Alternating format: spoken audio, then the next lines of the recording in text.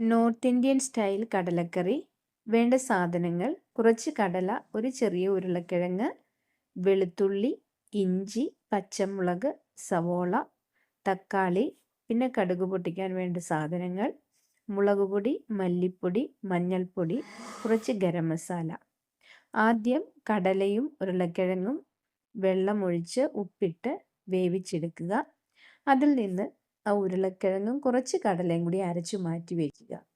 എന്നിട്ട് കടുക് പൊട്ടിച്ചിട്ട് തക്കാളി, സവോള, വെളുത്തുള്ളി, ഇഞ്ചി, പച്ചമുളക് എന്നിവയെല്ലാം ഒന്ന് വഴറ്റിയെടുക്കുക. അതിലേക്ക് മഞ്ഞൾപ്പൊടി, മുളക് പൊടി, മല്ലിപ്പൊടി എന്നിവയിട്ട് വഴറ്റിയെടുക്കുക. ഗരം മസാലയും ചേർക്കണം. പിന്നെ അരച്ചു വെച്ചിരിക്കുന്ന കടലയുടെ മിക്സും ചേർക്കുക. അത് വെള്ളമൊഴിച്ച് ഒന്ന് തിളച്ച് കഴിയുമ്പോൾ കടല ഇടുക. അത് നല്ലപോലെ ഒന്ന് തിളച്ച് കഴിയുമ്പോൾ കറി റെഡിയായി. നല്ല നോർത്ത് ഇന്ത്യൻ സ്റ്റൈലാണ്. നമുക്കിത് ചപ്പാത്തിക്കോ അപ്പത്തിനോ എന്തിനു വേണേലും കൂട്ടാം. ഞാൻ കഴിച്ചത് ഗോതമ്പ് ദോശയുടെ കൂടെയാണ്. എല്ലാവരും ഒന്ന് ട്രൈ ചെയ്ത് നോക്കുക. നല്ലതാണ്.